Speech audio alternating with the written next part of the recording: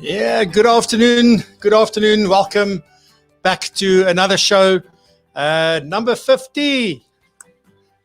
We made it 50 days, 50 episodes, non-stop.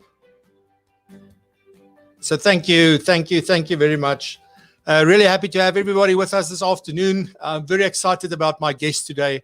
Really been looking forward to this one. I even said on LinkedIn, I was like a little kid, I think, not in a candy shop, but just right before Christmas. You just can't get to sleep. I'm very excited to talk with Ross today.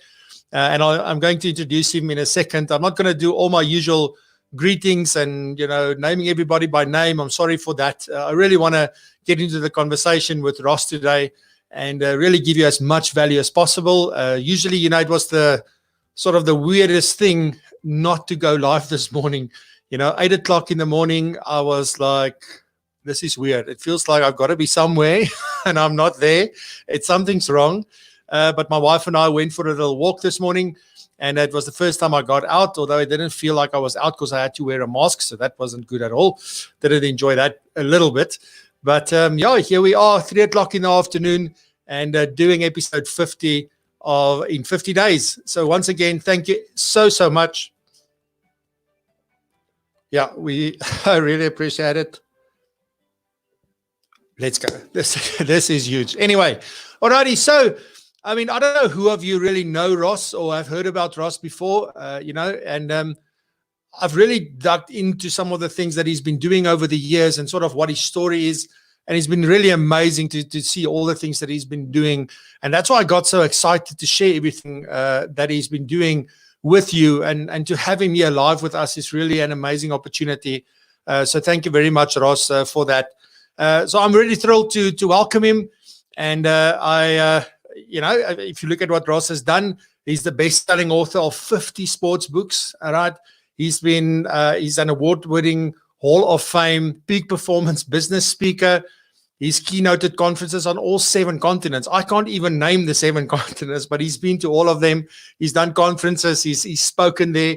He's been featured on CNN. He's been on CBS This Morning, ESPN, and Fox News. All those things that we can watch on DSTV and all of that as well. He's also been in the Wall Street Journal, the New York Times, and USA Today. So he's really a phenomenal guy, and his mission. And I just want to add this in here, that he is one of the nicest people that I've gotten to know. And although I've only known him for a little bit, he's really one of the nicest people that I've gotten to speak to and to just engage. And he's just willingness. And I think through today's conversation, you're going to see exactly what I'm talking about. He's all about helping us to think differently, really differently, and you'll see the whole approach speaks to that. And it's about how we can raise our game to go to the next level. So please, ladies and gents, help me welcome Mr. Ross Bernstein. Ross, good afternoon and welcome to my show. Thank you, Francois. Happy 50th. Thank you very much. Yeah, you can see I got a little bit emotional there, and I promised myself I was not going to do that. But sometimes these things get the best of me. So, just very happy to have you with us. So thank you for agreeing to do this, Ross. It's amazing to have you with us. Oh, it's my honor and pleasure to be with you. You've done an amazing job. I've watched a few of your podcasts, and you do an awesome job in providing really good value to your listeners. They're getting a lot out of it. So you've really raised the bar. So I gotta bring that A game today. Thank you very much. Thank you very much. I know you're up to the task and you're going to blow me out the water. So let's go for it. I want to sort of start off with a bit of your backstory. I've done some research, and we've had a discussion and we've spoken, and I've gotten to know a little bit about you. And you started off as a smelly rodent team mascot. Is that right? You start off there, and then you go on to write 50 best-selling book. Well, you're a best-selling author, so you've written 50 books about sports.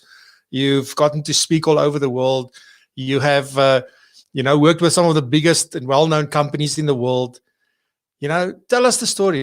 How did this all get started? Because I know your passion is sports. So how does one go from that to all of this? Well, thank you. Well, my backstory briefly is I grew up as a sports fanatic. As you can see, my home office is just covered with sports memorabilia. That's what I love. I wasn't very good at sports, but I love sports. And when I was a little kid, I watched a hockey game, ice hockey, which is very big where I live in Minnesota in the central United States. It's very, very cold here. So it's one of the only things we have to look forward to is ice hockey. And I wanted to play hockey, and I tried out to play at the University of Minnesota. And I lasted about 10 minutes. I got cut, and I wound up becoming the team mascot. And if you can, I'll show you here. This is a picture here. I'll use I'm trying to see here. There, right there. That's my mascot head. I see it. The one with the big teeth. Yeah, it's a gopher, Goldie the gopher. It's like a little squirrel type animal we have here in Minnesota. Okay. So I made lemonade out of lemons. I got to become a cheerleader and be a part of the team. And that experience inspired my first book, which was called Gopher Hockey by the Hockey Gopher. And it was my first book. I didn't know what I was doing. I had no idea.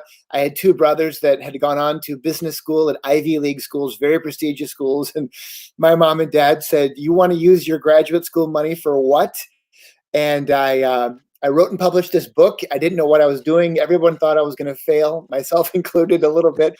And it turned out to be this really successful project, and it launched my career and written almost 50 sports books. And now I get to travel around speaking, learning about what I get to know from meeting amazing people, athletes, coaches, people in the media like yourself who are professionals who I learned so much from, and I get to share wisdom with other people. And that's what I've become very passionate about. So a long, crazy story, but it's brought us together today, Francois.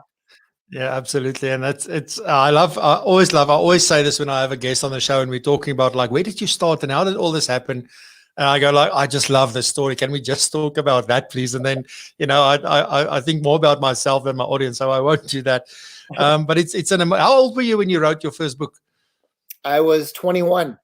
Wow. And you said you knew nothing, just got into it, just had a feeling I'd barely read any books at that point in my life. If you saw my college grades, I'm not kidding. But my parents were very passionate about reading, and they read, fiction and historical fiction and, political books. And I had no interest, but I think that's you have kids, I think your passion manifests itself in your kids in different ways. Like, so for me, I was passionate about sports. So I wound up writing about what I was passionate about. So the seed was planted early about the value of reading and learning, but it was in a different context. Yeah. And you were actually approached because somebody wanted to, because I think you said you got into a lot of mischief as the mascot. Yeah. I mean, you thought like you had this big thing on your head. You can do whatever. Nobody can see you. So you can get into sorts of mischief. And somebody actually wanted to write a book about you. Yeah, that's how it started. A publisher approached me and said, "We want to write a book about all the trouble you've gotten into." And I well, other than my grandma, who's going to want to read this book? But it kind of spawned the idea, because my passion was sports, but there's no jobs in sports. It's very hard to get every kid's dream is they want to work for their team. They want to work for the Springboks, right? Or for whoever. And so I wasn't a former athlete. I wasn't the son of the owner of the team. So I had to get creative, and I wound up, leveraging the relationships I had with all the players in the team to interview them, and leveraging those relationships with the media to get on TV and radio, and one thing led to another. And that's the thing, my topic is sports and business, and sports is a universal language, whether I'm talking about Gary Player or the Beast in South Africa, or I'm talking, cricket in Indonesia or India or wherever. People speak sports, and it's a universal thing. And so I'm very lucky that I think I've and I'm a student of the world. So I love learning, and wherever I'm traveling to learn about who people root for and what teams they're passionate about. And I think there's just so much we can learn from life lessons in sports that really apply to business. Yeah, I've had this conversation with my wife actually a number of times. But I said, you know what, there's a difference if you, and it's not about how good you were at sports, but if you participated in sports from the time you were in school and you were young, there's something that you learn from that you can apply anywhere in your life.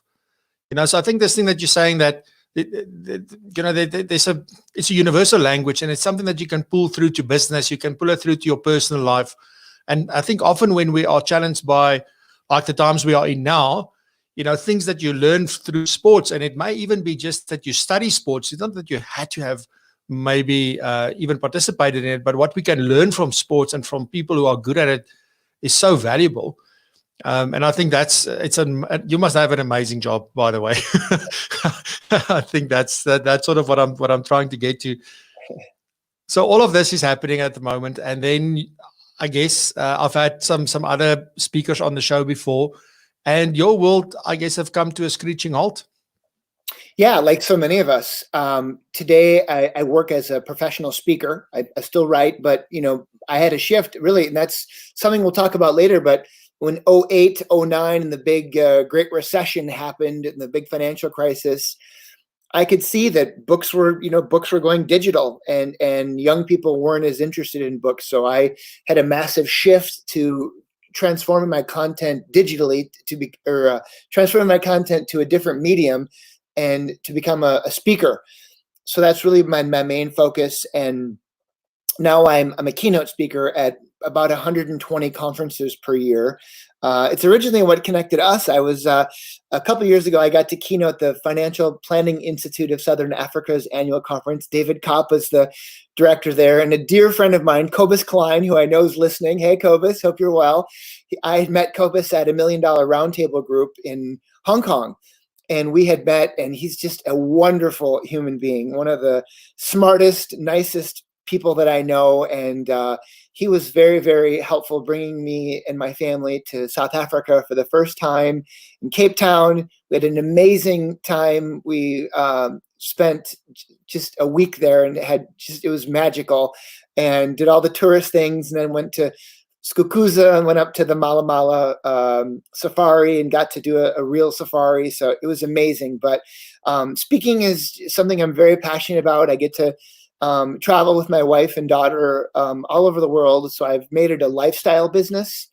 And so it's been a big shift. And certainly now conferences have gone digital. So we're all stuck in these Zoom boxes and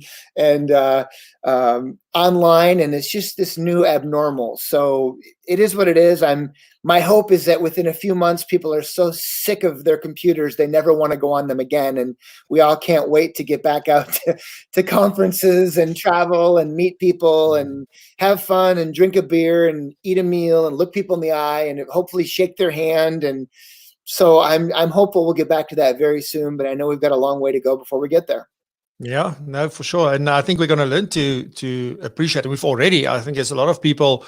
I mean, I've never seen so many people out in the street in the morning going to jog or walk or take their dogs out as it is, because now they're allowing us between 6 and 9 in the morning to actually go out and go walk and jog and cycle or whatever you want to do, as long as it's within 5 kilometers of the place where you stay. So I don't know what that is in miles.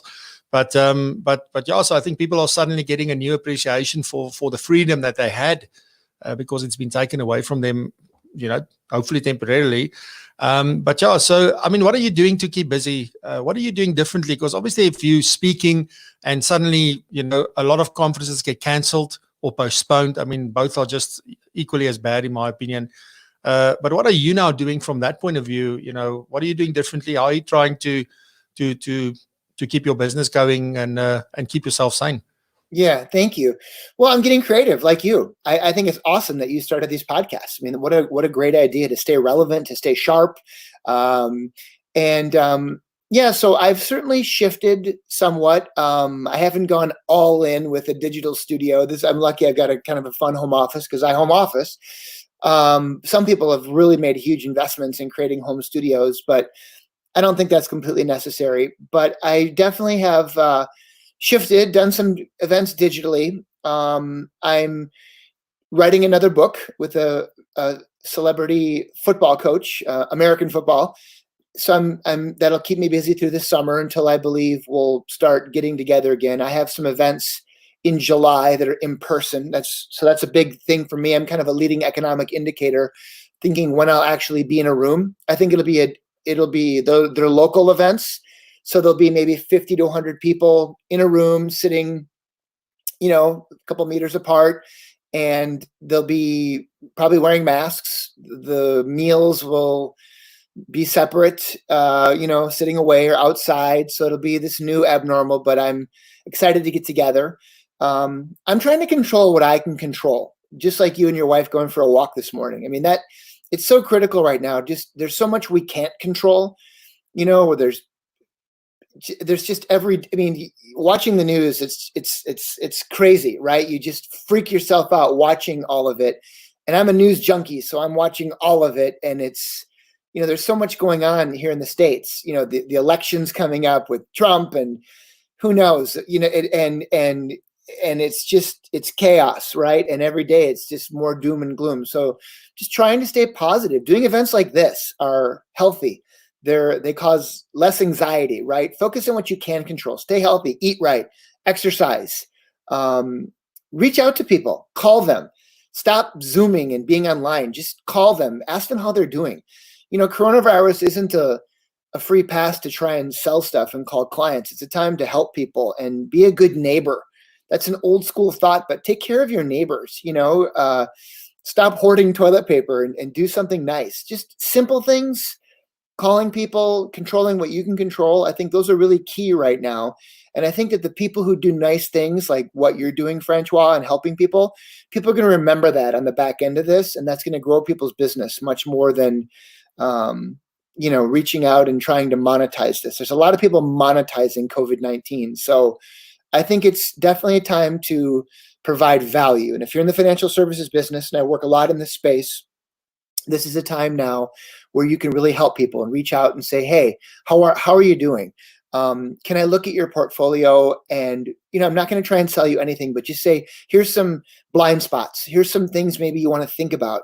What are your financial goals? How can I help you to get that? Whether I'm the right person or let me recommend someone else who might be the right person for you. But just leverage those relationships now just to that's what value is, to be the trusted advisor. It's a rare thing. And you're in this long-term business. People are obviously down. They're freaking out. How can I, save what money I have? It's survival mode. A lot of people are really struggling right now. And to have empathy and compassion and to really genuinely want to reach out and help people, it's hard to do. But I think people need us now more than ever. People like you and I and your listeners, we're the helpers. We're the people who are going to help people get through this. So I think it's really important to embrace that role and to understand how important it really is right now. I can't agree more with you. And that was sort of one of the questions I wanted to ask you that I think you've answered it in a way, but I want to get into it specifically is like, as you said, there's obviously opportunity at the moment. But before I get into what the opportunities are, is this the time to be selling harder than ever? That was sort of the question I wanted to go with and say, well, should we now go all out because it's so much harder? If you saw 10 people in the past and you closed 3 of them, or you got to do business with 3 of them, let me rather use that analogy or those words, should you now be speaking to 20 people to do 3 and just go harder at it and just try and sell more and don't take no for an answer? What are the opportunities? What is the best approach to follow at the moment?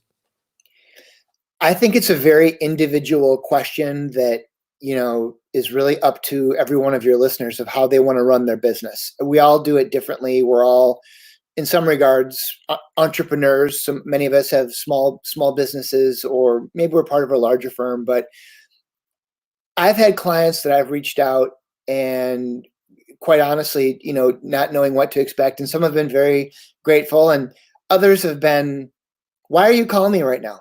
I may not have a job. So I learned very early on, like, whoa, you don't know. And God forbid you have that conversation where you're really annoying someone and they feel like, wow, I can't believe how insensitive you are to reach out and trying to sell me something right now. So certainly there's industries right now, if you're in the toilet paper business or the hand sanitizer business or the grocery business or the liquor business, you're doing great. Congratulations. But a lot of other people aren't. So it's a very fine line. I think you have to find that line. But I think most importantly is helping people. I was listening to your 49th podcast with Louis. He did a great job. It was a wonderful interview. And he talked about, the experience. And for a young guy, he was really, really wicked smart guy. talking about using asset map as a tool to help people learn and to help people see. I mean, he said his client's number one question is, am I going to be okay? Exactly. And your number one answer is yes. And how can I help you be okay? Just using simple, that's the problem. I work a lot in financial services, and I'm stupid. I don't talk about financial services. I don't know what a PE ratio is, but I got an advisor, and he works with my accountant, and they're a team, and they help me figure it out because I don't know, and I don't know what I don't know. But I think to be able, to hear Louis talk about, to help people on that journey, to build a plan, a roadmap, to create that experience, let the client get involved, to create that buy-in where they feel like, okay, I got this. Now it creates confidence, momentum, right? It creates less anxiety, less guilt, to have that conversation with their spouse, to talk about those difficult things, to see a roadmap into the future, whether they're a young Gen Z or a millennial and they don't know about getting into the market or annuities or saving, or it's scary, or they fintech and using technology, but to ask questions. Are they on track? To show them that map, to build that relationship. And I think that's what's really important right now, is to really be able to show them and explain to them in layman's terms simple things like, yeah, here's what's going to happen if you're going to make an investment, and here's how it's going to work. And because people are, it's embarrassing, quite honestly, talking to my advisor sometimes, because I'm stupid about finances. I don't know a lot, and that's okay. It's okay to not be okay. I'm at $1 Million Roundtable groups and top of the table and court of the table, brilliant people who are so smart, and it's intimidating.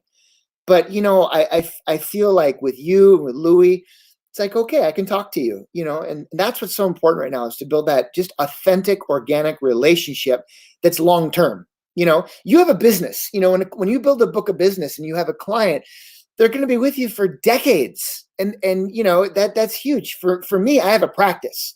When I go speak to a client like the Financial Planning Institute, it's one and done. That's it. It's a 2-year process to book the gig. But then, as soon as I'm done, I recommend a friend or a colleague to be their next speaker. I'm not coming back. So that'd be like you having a client for once, and then so every year I have to go out and find 120 new customers. So when I talk about sales, it's a process, right? I mean, I'm like a shark. I got to constantly be moving, right? I mean, so it's a very different business model, my sales model, compared to most people in financial services. But you can't be too salesy. It's greasy. So you need to be able to build those authentic relationships. And, it was interesting, Louis talked about the Build-A-Bear in his podcast with you. And yeah, you can buy a $10 stuffed animal, or how many rand that is, I don't know, but it's cheap. But if you want to spend more, you can have the Build-A-Bear experience and put the heart in the bear and have that moment with your child to go to the store. And it was a good analogy, right? And that's what you guys do. You help us through this process, but you create these experiences and create these levers, as you talked about, and the automation. And so, I think it's really important right now just to be thinking differently about your process and what it's going to look like, not for you, but for them, for your clients, for your prospects on the other side, and to really think about how you're going to help them and what value is. Is it a return on investment? Yes. But it's also this experience that we talk about, and just how important I think that really is right now. And I'm sort of, as we're talking, identifying two opportunities here, two main opportunities from what you've said. Is the one is there's an opportunity to build relationships, either strengthen existing relationships, or even to create and start new relationships. This is a new relationship. I mean, I never would have gotten to meet you and speak with you and all of that if it wasn't maybe for what was going on right now. And thanks to people like Kobus, who's connecting people to one another. I mean, he didn't have to do that. So it's amazing that that's another big lesson that I learned, is that, people is the gateway to everything. Relationships are the gateway to everything. That is the one thing. And you need to look after those relationships. So building and strengthening and creating new relationships, that's the first opportunity. And the second opportunity is to really go and look at your business model again and your processes and just how you're doing things. And is it still aligned with what your clients actually want and need? So that's sort of what I'm hearing you say. Have I got that sort of Yeah. summarize correctly. No, I think so. Absolutely. And I think, just going back to Cobus, Cobus is a connector. He's a, he's very authentic and people like him. And in your business, that's the number one intangible quality, likability. You can't just be likable. You either are or aren't. There's things you can do to work on it, but you have that soft skill. And people that are like that, like you, they're magnetic. When Cobus asked me to do this, I said, of course. And then when I met you, I was like, wow, I have a new friend, and, and I'm not one of those guys where I'm on here trying to sell stuff.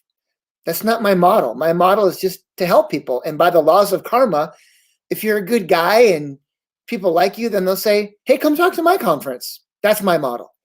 I'm really big on referrals and helping people and, giving away stuff for free. That's value. And if they like you, they'll come back. It's pretty simple. It's not rocket science, right? And I think people like Cobus and people like you who share and give, that's what it's all about. And I think in the new economy, the economy was so good. 3 months ago, it was so good. You could do anything. You could be a real dickhead and still be really good and successful. Those days are over. Okay? You have to do a lot of things, and you're going to make less money doing it for a while, but the people who do those things, they're going to come out great on the back end of this. And that's who I'll root for, is those people who are kind and authentic and helpful and provided value during the downtime. People remember you when you're down. Help people when they're down. That's really important. That's very powerful. Before I move on, I wondered if people noticed the rugby ball behind you. It says Rugby 2011. You lost. You guys lost to Australia in the quarterfinals that year. It was but you were defending champions. And I know the All Blacks won it. They're your big rival. Whenever I'm in New Zealand, man, I'll tell you what, they don't talk about Australia as their big rival. They talk about the Springboks. Yeah. They don't like you guys. They want to beat you guys. So I love that rivalry. And I love studying the All Blacks and I love the Springboks. It's so fun. I've gotten to learn about rugby. In America, rugby is not, it's not on the radar. But it's really fun. So I got to go to a rugby match and it was awesome. I wish I was a loose prop. I wish I was a hooker. Okay. I wish I was one. Hookers mean very different things in America. By the way. I just wanted to say you got to be careful about what you're saying. Listen, and then on the other side, there's an alligator or something there in the back. What's the story with that? Other side. That side. Right there. Yeah. I have all kinds of crazy stuff in my office. I've got crazy animals and robots, and I'm just a weirdo. That this is my, and that we were talking off air before. You've got a bunch. You collect your little figurines and you paint them, put them up there, man. That's kind of one of the silver linings of this whole crazy pandemic is we get the little window into people's worlds. But I think that's really important. When you talk about relationship building, when I look at you and I see Iron Man and I see it, it lets a little window into your world. And I think it's really, really important. One of the big things I'm working on right now in my downtime is I'm spending a lot of money, like a lot of money on my new demo video. Okay. And it's about who I am, because when meeting planners hire me or CEOs of companies, they want to see who I am. And I think in financial services, that's really important. Let me in your world. If I'm going to give you all my money, I want to know who you are. I want to know about your values. So it's really important. Like, what are you posting on Facebook and LinkedIn? Like if you're going to talk politics, that's either really good or really bad.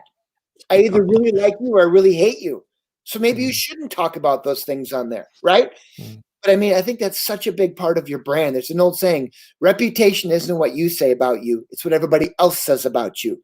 So I think it's important to let people into your world. I mean, certainly you see my world. It's sports. I've got, walls of books, of business books, and it's a little window into my world. But I think that's really important right now. Like, people are judging you. They're deciding, like, you've got an alligator on your floors. Are you a weirdo? Yes.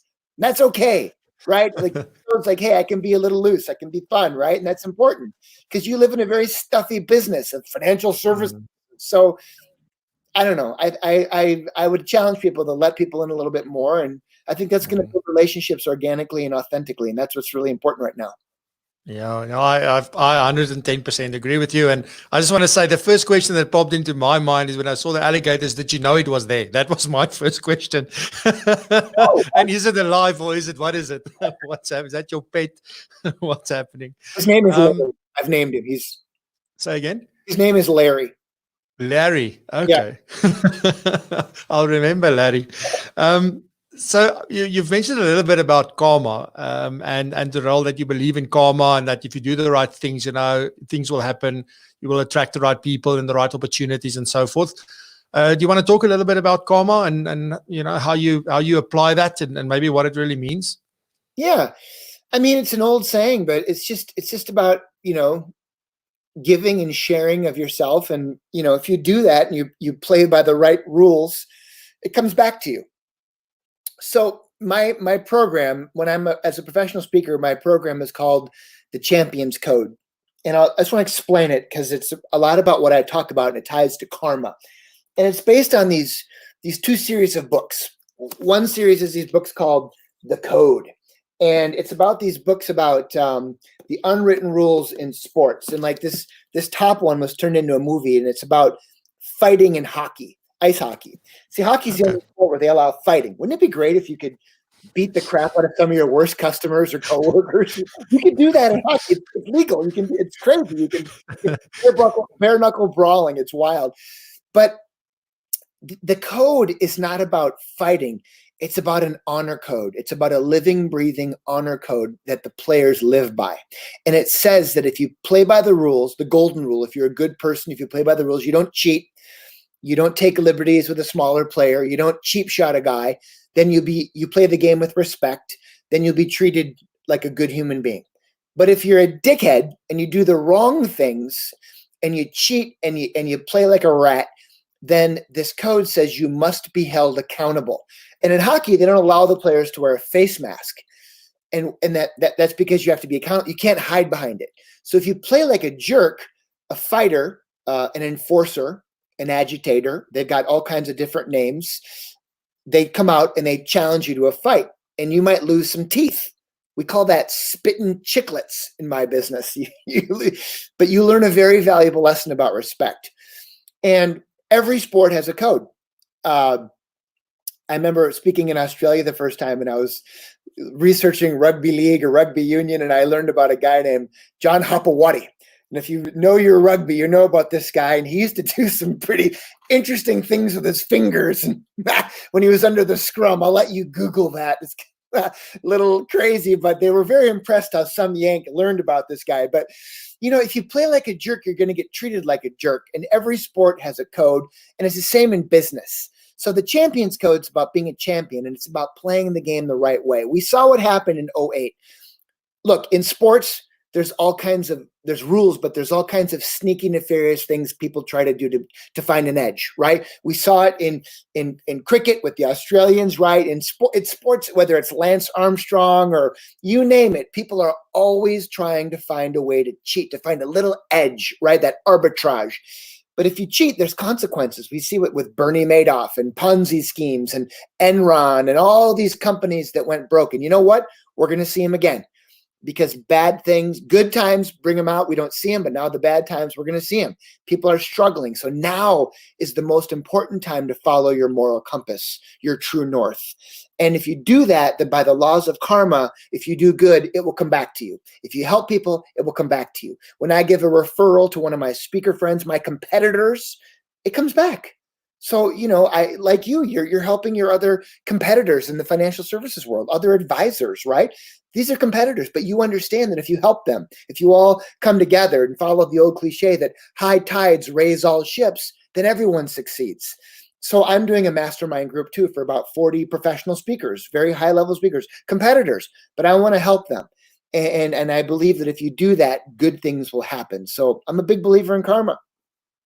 Yeah, it's something that I sort of struggled with in the early days in my business as well, where there's certain people that I work with or bodies that I come across, etc. Not dead bodies, but like professional bodies, and they feel like sometimes in the beginning it felt like, well, these are my competitors. And until I changed my mindset about that and saying, you know what, number one, I can't be everywhere and I can't help everybody. There's a place for everyone. And I still see a lot of people seeing one another as competition. And when you start working together, it makes everything better for everybody. And that is what I've sort of started to experience. And I believe in an abundance mindset. That for me, it was a big mind shift for me to actually do that, because you try and protect what is yours and you think you've got so little that you can't give any of it away, or you just got to protect it all the way. And instead of attracting more people, you're actually pushing people away, I found. Yeah. And so I think what you're saying is so valid and so powerful. Even in your podcast, you talked, Francois, you talked about talking about Asset Map, and then Asset Map heard about that, and then they started posting it, right? A little bit of that karma. You weren't asking for an ad, or you weren't asking for anything, but organically, I think when you put things out there and it's reshared and retweeted, and I think that's a very simple thing, that if you put good out, good comes back in, and who knows, maybe Asset Map will do more nice things for you or whatever. I don't know, but I think when you put good things out there, good things happen. Yeah, no, for sure. And if you come from the right place and your intention is pure, I think that all of those things play together, and it's very important. By the way, if you are live with us, thank you very much for being here. You can post any questions to Ross in the chat. I will get to the questions at the end. I'm not going to take any questions right now, but if you do want to do that, please, you're welcome in the comments on LinkedIn as well. We've got people over on LinkedIn. The bulk of the people is over on YouTube. So please, you're welcome to post that. I will get to them. Even if you just want to make a comment, you don't want to ask a question, you're more than welcome to do that. I'll get to it at the end, I promise. There's this one thing, I think you've maybe mentioned it a little bit earlier. I hope I'm remembering correctly now, but about giving and serving. It's also something that you speak about quite often. And I think there was a story that you shared in one of the keynotes that I saw you do, about people that are very good at giving and serving, versus obviously the opposite of that. Is there, do you want to talk a little bit about that? Yeah, I mean, I think it goes back to karma. Certainly, giving, sharing. One of the in my program, I talk about great athletes and coaches, and when I came to South Africa, I had to learn about the beast and the ox, and Herschel Gibbs, and Sean Pollock, and Hashim Amla. I mean, it was the Duplessis brothers and all these great people. I didn't know any of them when I came there. I mean, certainly Gary Player and Ernie Els, but I try and learn about something unique about their DNA and apply that to a business principle. So it was really fun, and I learned about a lot of people. I butchered a lot of names. I'm sorry, but it was really exciting. Wherever I go, that's what I try and do. But one of my favorite stories, and one of my heroes when I was a kid, is a professional ice hockey player named Wayne Gretzky. His nickname is the Great One. He's the greatest hockey player of all time. He's like Sachin Tendulkar if you're a cricket fan, or he's the greatest. And when I talk about Wayne, I share a story, and I've gotten to know him over the years, and he talks about the power of the assist. And he's the NHL's, National Hockey League's all-time leader in goals and assists, but he had twice as many assists than goals. When I asked him about that, he said a goal made one guy happy, but an assist made two guys happy. And I love that. Wayne was a giver. Wow. He understood that his job as the team's leader wasn't just to score goals, but it was to make everybody else better. And that's your job as an advisor, to make your staff better, to make your clients better, to give them more confidence. Wayne's job was, even though he could score, was to give that guy the assist, the helper. And when that guy scores, you can see it. They get confidence. Confidence is why teams win. And that's why Wayne's Edmonton Oilers won 4 straight Stanley Cups. That's like the Webb Alice. That's why they were champions, because he understood the power of giving and serving. And I love that. And that's your superpower. Just like you have Iron Man on your back wall there. We all have superpowers. And his superpower was to give and to serve and to share that energy. And when other people get confident, then to lean on them to say, hey, share that with the next guy and the next guy and the young guys. And you can see when a great team has a great culture, that it becomes with having servant leaders who help others. So I really believe in that. It's awesome. Yeah, no, it's I've listened out to a lot of these things, and I've watched some hockey movies, and things like that, ice hockey. And I love my wife said earlier to me, like, the only hockey we know is the normal field hockey. There's no ice hockey or anything happening here that we know, that we've personally been ever a part of. So it's interesting to hear all of these different sort of stories, and people that are doing things in different kinds of sports as well. Because I guess you get very different personalities, depending on the sport that they are actually practicing, and what they are good at. So obviously, somebody that plays golf professionally has got a very different demeanor to somebody who's maybe playing ice hockey. Both are hitting something with a stick, but it's completely different from that point of view. So I want to get a little bit into what this actual episode is about momentum. We said this is about generating momentum. And I think one of the things that a lot of people are struggling with currently is that they lost their momentum, or their momentum just came to a screeching halt, or it's slowed down completely. Let's talk a little bit about momentum. How do you generate that momentum in times like this? Specifically, sometimes you just need to make the decision to get up and start going, just if you to start moving, and you may pick up momentum as you go along. But I think a lot of people are feeling like, I can't move. So where do we start with that? It's a bunch of little things. It's not a big thing. It's like losing weight. You just go for that first walk and gets into a jog, and you're running, and over time you need to kind of track those little gains, and they eventually become big gains. But that's what momentum is. It's a new app, it's a new hire, a new client, a new gig. Sometimes it's addition to subtraction. Sometimes it's telling that one client that you hate, go away, I don't want to work with you anymore. Or telling that one person who's on your team that causes a lot of drama, you're gone, get out of here. That's the thing with sports. They don't have a long window of opportunity. So if someone is not rowing the boat in the same direction, or if they're causing drama or problems, they get rid of them. They don't have time to deal with them. In sports, we have what's called slump busters. In baseball, you're in a slump. You got to get out of that slump. So people, they're superstitious. They try all kinds of crazy things. One thing I'm going to recommend to your people is something that I believe in strongly, and that's the power of philanthropy.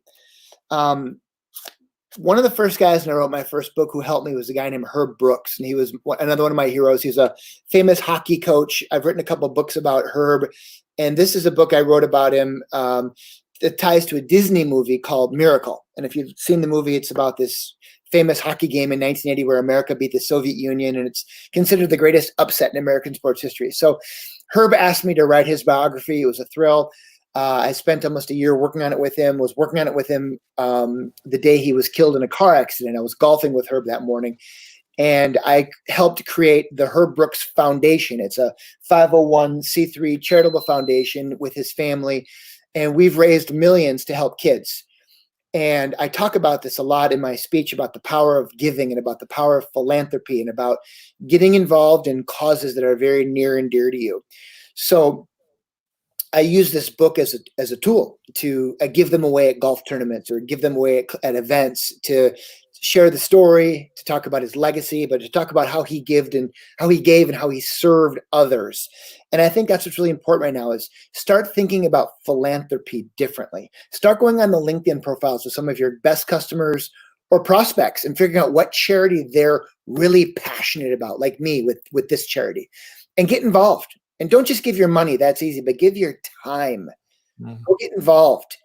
And if maybe you want to create a charitable foundation, and don't just pick something very near and dear to you. Maybe you had a child that was affected by Down syndrome or autism, or maybe you've got a family member who has cancer or in the military, something, but give and serve and use that. That's why I learned that early on with my books. And now every book I write is tied to a different charity.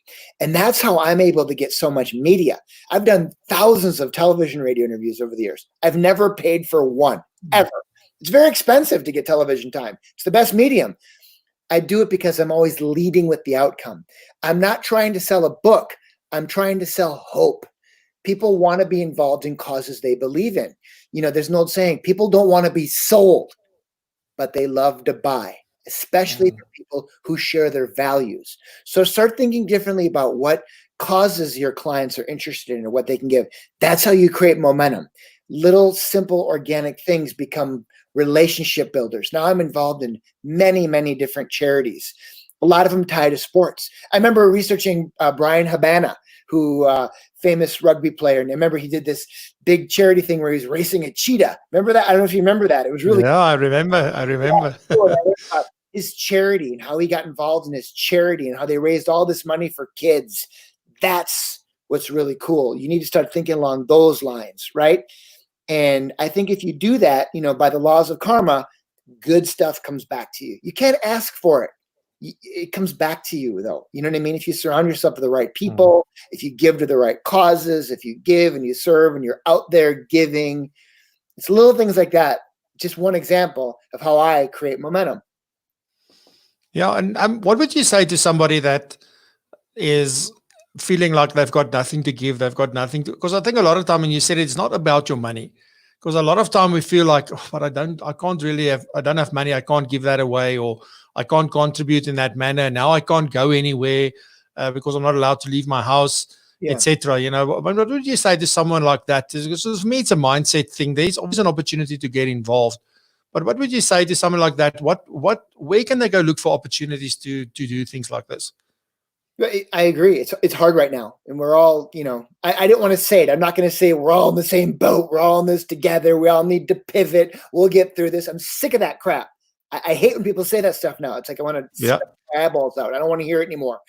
But I get it. It's hard. Some people are doing better than others, and it's hard. It's collectively as a globe, we're going through this together. I don't want to say it, but some people are at different stages, and I get it. If someone's home right now and they don't have money to do this or that, you know what? If you have one client, then the old adage rings true. Treat them like they're your only client. That's how we all want to be treated. Reach out to them daily, weekly. How you doing? Can I help you? Is there something I can look at that would be helpful or be of service that would help you? It's hard, but you have to start with one client and ask for a referral if you're doing a great job and you've earned that. I do. That's the lifeblood of my business. Sometimes I'll go back if a client liked my program. I mean, when I was done speaking at the Financial Institute in South Africa, I asked David Koch for a testimonial, and he gave me an incredible testimonial. Sometimes I'll take those testimonials and I'll lump them together and make a maybe 4 or 5 together on iMovie, and very simple, and send it to a prospect and say, here's what 4 or 5 of your clients in your space had to say about my program. I'd love to talk to you. I'd love to learn. I know you've got some challenges. Maybe set some Google News alerts and learned about some things happening in their world, and maybe I'll reach out to them. That's going to create some momentum. It doesn't cost any money to do that. Maybe I'll, after a client event, I'll say, hey, I see that you're connected to these 3 different CEOs on LinkedIn. If I sent you a little saying, little paragraph, could you send an email, not LinkedIn, but an email connecting me to those people? If it's a personal favor from you, of course they'll take my call or they'll talk to me. If I can, maybe I'll send them a couple books for their bathroom library, because that for me, it's what I call currency. I can give my books away. Maybe you've got something. Maybe you're making beer or wine or honey or music or something that you can do that you can set, or you can create an analysis report of their financial, whatever it is. Help them. It doesn't cost money to do these things. It's just your time, being scrappy, being willing to do these things, to ask for referrals, and to give and to share with others. This is what creates momentum. This is what I'm talking about with karma. It doesn't cost money. If you're sitting on your ass right now doing nothing, then you're an idiot. Get off your ass. There's no one going to hold your hand. This isn't fair. I know this sucks. It sucks for all of us. I'm losing a shitload of money right now. We all are. So shut up and go do something about it. I don't want to hear you whine about it. Don't sit back and take government money. Go earn your own money. Go. I mean, it's okay to take money. We all need help at different times, but get back on the horse. That's what this is about. No one needs to be, people need to say that. It's okay to say that. Like, get out there, do stuff, help people. Yeah. And it's amazing I'm smiling more on the inside than I am smiling on the outside, because I'm also thinking now as you're talking, I totally feel the same way. And it's like, you can either sit back and just let things happen to you, and I know we've heard this a million times, but I'm experiencing really just by doing things. And that's the reason I started the show, is so that I had something to do in the morning. That's how it started. So I've got a reason to get up in the morning and not stay in bed until 10, because that's very easy for me to do. I've done that before very successfully. But I decided that, that's not what I want to do. I want to make sure that I've got something to get up for. I've got a purpose. There's things that I want to do. And now the things that's happening because of all of that, and that is what's building this momentum for me now.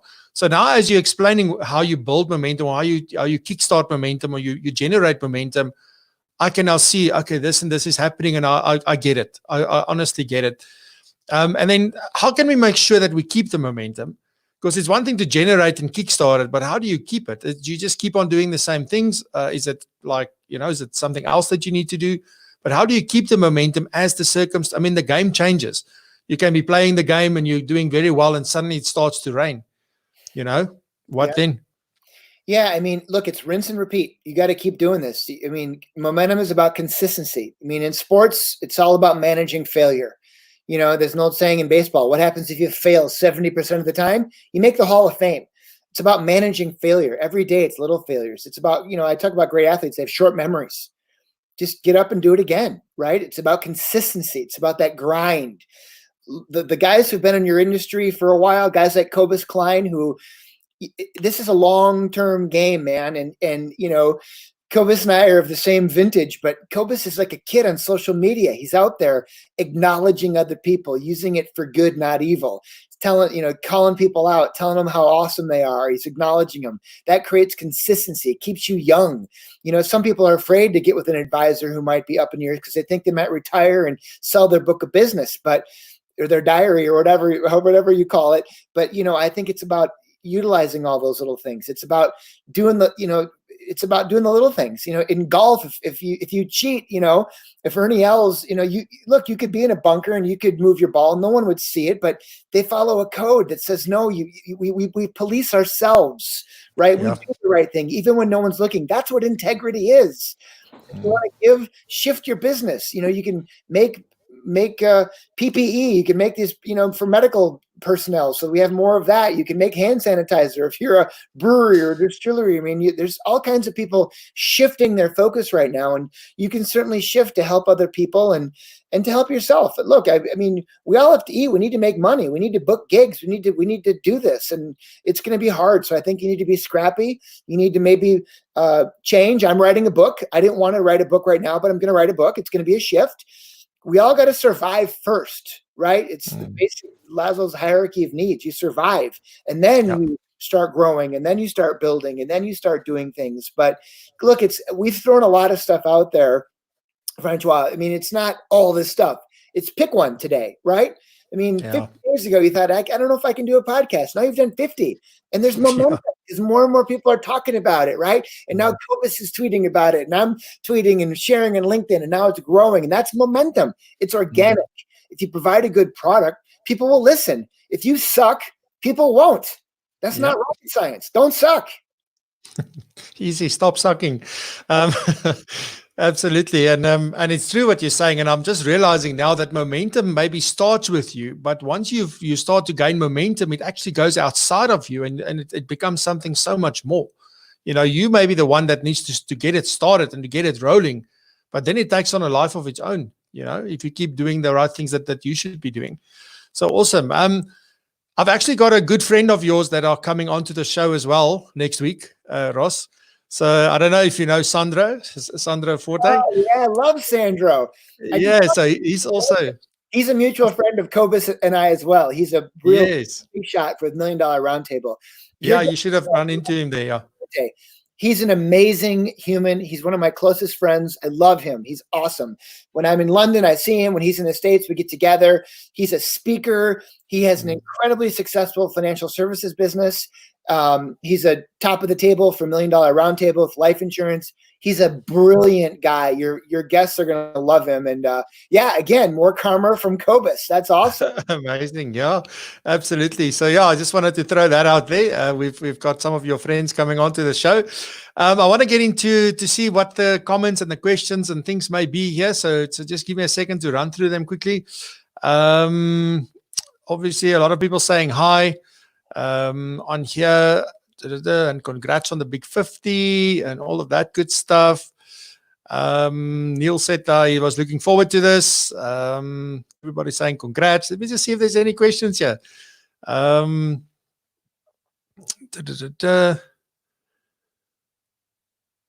me just see. Sorry, I'm doing speed reading. I'm like you. I never read like before. Like really, reading wasn't one. I listen to books. I don't read them. Are your books available as audiobooks, by the way? I don't have audiobooks. I want people to buy my book, so I'm not doing it. Okay. And is it available on Kindle and that, or is it only? Yeah, but it sucks, you know. Is it? Get the real thing. So I'm an old school, hold a book in your hand kind of a guy, but I'm losing the battle, sadly. Yeah, Kuketsa is saying that your energy is so upbeat and contagious. It just makes you realize who you are, rubs off on people. That's amazing, amazing compliment there for you. And then Shahida said she loves that. Follow your true north. I just want to say what Russell says here at Kobus Klein once said to me over coffee, there's more than enough clients for every advisor. We don't need to fight each other. So that is absolutely true. Shahida is saying collaboration is key, having an abundance mindset. So people are just echoing what we were talking about, which is amazing. Kevin is asking, this is a great question. What was your most memorable talk? Of course, being in South Africa. What else would it be? It was honestly, it was such an amazing experience. You have such a beautiful country. The people are so kind. We had such a wonderful time. You know, obviously going to Table Mountain and going through Cape Town, and we didn't get to spend time in Johannesburg. So hopefully a big company is listening and they'll bring my family back to Joburg so we can come see it and see my friend Kobus, and I can see you and take you out for a beer and we can go see a proper rugby match. And that's what I'm focusing on. That's what gives me momentum, is to think about those things, right? To just like you're having this podcast. It's Friday. It's 4 p.m. People are excited for the weekend. That's momentum, right? What can you do this weekend? Get out there and go running and have fun and have a proper meal, a barbecue, whatever. And it's these little things, but I'm left with hope that I know that when this is done, I'll be back out traveling, enjoying life.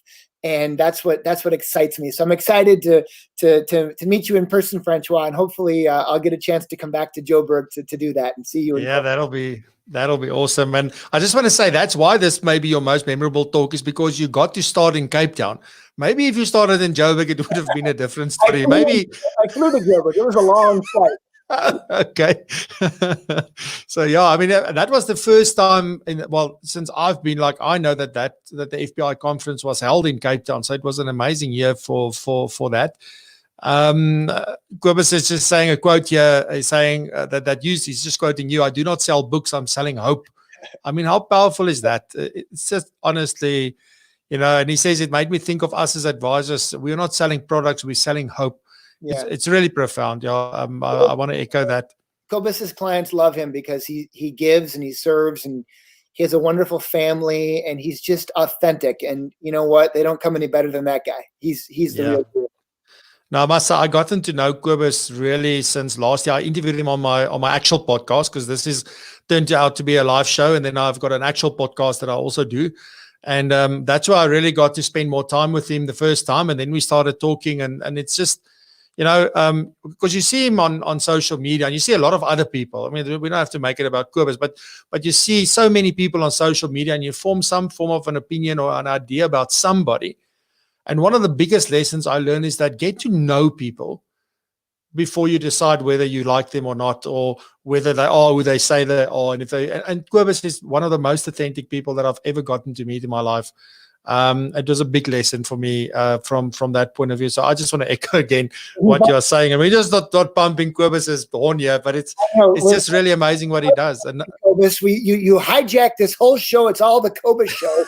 Yeah, we've got to rename this. He volunteers and he gives and he serves, and that's the other thing. Even if you can't do anything now, get involved with your association, whatever it is. For Kobus, it's MDRT, but get involved, and volunteer and serve, meet people, get involved. That's how you grow your business. Yeah, no, absolutely. I just want to see. I'm not seeing any questions over on LinkedIn. I see Wynand is saying here, Wayne Gretzky, famously known for I skate to where the puck is going to be, not where it has been. The puck has moved nature, and how advice will be given changed due to COVID-19. That's definitely so. Neil Phillips is asking, any suggestions for a sports writer friend who is battling financially at the moment? Any suggestions for he's using the word pivot. Well, look, when I wrote my first book, I was 21. I had to beg, borrow, and steal. I had to take all my graduate school money. It was a lot of money that my parents and grandparents had saved for me, and I used all of it to publish a book. It costs a lot of money. You don't need any money. You can write an ebook. You make a document, a PDF, and you're an author. Boom, put it on Amazon. Shut up. Write your damn book. And guess what? If it really is a great book, publishers will be in touch, and they'll say, we want to publish this. We're going to give you a lot of money. So shut up and write it. There's no barrier. I had a barrier. I needed money. You need zero to write your book. And then, by the way, you can have a podcast and a vlog and a blog and a journal and a TV show and a YouTube channel. Shit, you can do anything you want to do, man. There's no barrier to entry. Costs nothing. Go. Yeah. And I think it's yes.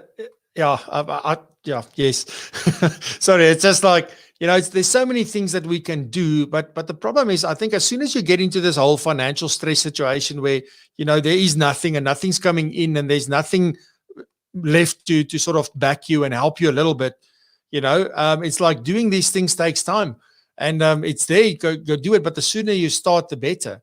If I just look at what we've managed to do in 50 days, I never thought that this is possible.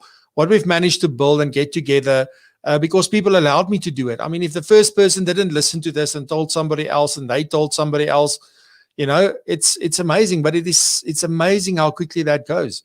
I just want to say you've done an awesome job with your podcast. I've watched a couple of them. You're like Cobus, super likable, friendly, smart as hell. You're gonna continue to have major success because you do things like this. You're serving your community, you're helping people, and you're providing a fun platform. And most people, when they do podcast interviews, it's the me show, and you're very giving and acknowledging of others. And that's what's so warm and friendly about you. And I really appreciate that. And I'm proud to call you my new friend, even though we've never actually met. It's obvious to me why you're successful. You get it.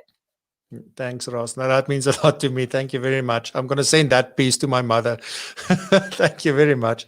I just want to see quickly. So Razani is saying absolutely amazing and inspiring. Hope paying it forward. Is Razani, is that Louis Oosthuizen's wife? No, she wish. She wish. So thank you for that, Razan. And then there was somebody else here that I wanted to put on the screen, but the things are moving so fast. Subash is saying, Zig Ziglar said, if you help enough other people get what they want, you will get what you want. People in Dale Carnegie's book as well, so definitely from there. And then there's a whole host of people saying a lot of stuff here. It's been a fantastic show. Ross, we've run out of time, so thank you very, very much for your time and for everything. It was really awesome. What a way to celebrate 50. Happy 50. I'll see it. Maybe 500 will have me back. Yeah, absolutely. So thank you very much. I really appreciate it. Thank you, everybody, for watching. I'll be back tomorrow morning at 8 a.m. Saturday morning, I'll be here. So come and join us. I've got some more things to share with you. Thank you and have a good weekend.